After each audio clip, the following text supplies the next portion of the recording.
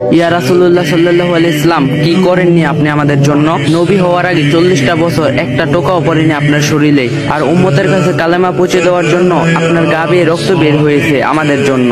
না খেয়ে কোনোদিনও থাকেননি, পেটের মধ্যে পাথর বেঁধেছেন ক্ষুধার যন্ত্রণায়, তাও জান্নাত থেকে খাবারের জন্য সুপারিশ করেননি, শুধু আমাদের কাছে কালেমার দাওয়াত পৌঁছে দেওয়ার জন্য। জান্নাতের সর্দার জেনেও রাতের পর রাত জেগে জেগে তাহাজ্জুদ নামাজে কেঁদেছেন উম্মতি উম্মতি বলে, কোনোদিনও নিজের জন্য কিছু চাননি যেন আমরা জান্নাতে যেতে পারি। অসংখ্য সাহাবীরা ত্যাগ করেছেন, নিজের বিলাসিতা বেছে নিয়েছেন কালেমা যেন আপনাকে নিয়ে আমাদের কাছে পৌঁছে দিতে পারে।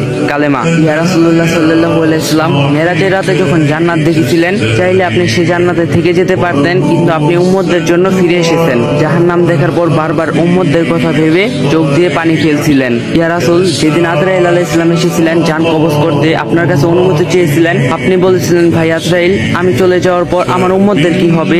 ইয়া রাসূলুল্লাহ, সেদিন আপনি আপনার কথা ভাবেননি, শুধু ভেবেছিলেন উম্মতের কথা। মৃত্যুর যন্ত্রণায় বলেছিলেন, আজরাইল, আমার বুকের উপর কি কোনো পাহাড় রাখলা?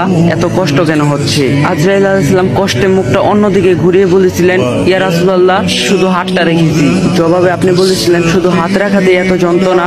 জিবরাইল, যত কষ্ট দেবার আমাকে দাও, আমার উম্মতকে কোনো কষ্ট দিও না। শুধু এই দুনিয়াতে না, কিয়ামতের দিন যখন সকল মানুষ ছোটাছুটি করবে এক নবীর কাছে, আর সব নবীগণ বলবে, ইয়া নফসি ইয়া নফসি, একমাত্র আপনিই বলবেন, ইয়া উম্মতি ইয়া উম্মতি ইয়া উম্মতি। সেই দিনও আপনি কাঁদতে কাঁদতে লুটিয়ে পড়বেন সিজদায় আর বলবেন, আল্লাহ, আমার উম্মতদেরকে বাঁচান। আর আমরা সেই উম্মতরা আজ শুধু ঘুম, জেনা, বেবিচার, পরকীয়া, ঢোল বাজনা, বেপরদা, বেহায়া, নাফরমানিতে লিপ্ত। ইয়া রাসূলুল্লাহ, আজ আপনার জন্য না অমুসলিম, মুশরিক, কাফেরদের জন্য চোখ দিয়ে পানি ফেলি, আবার তাদের কালচারও অনেক অনুসরণ করি। ইয়া রাসূলুল্লাহ, শুক্রবার একটু সময় হয় আপনার জন্য দরুদ পড়ার, আজ এই উম্মত আপনার উম্মত হওয়ার যোগ্য হলো না। প্রিয় ভাই ও বোনেরা, নিজেকে কয়েকটি প্রশ্ন করুন, আমরা এমন একজন নবীর উম্মত হয়ে কি করতাছি? যে নবী মহান আল্লাহ তাআলার বন্ধু ছিলেন, সেই নবী মৃত্যুর সময় এতটা কষ্ট পেয়েছে, তাহলে আমাদের কি অবস্থা হবে? আমরা কি কিয়ামতের দিন নবীজি সাল্লাল্লাহু আলাইহি সাল্লামের সুপারিশ পাওয়ার যোগ্য হব?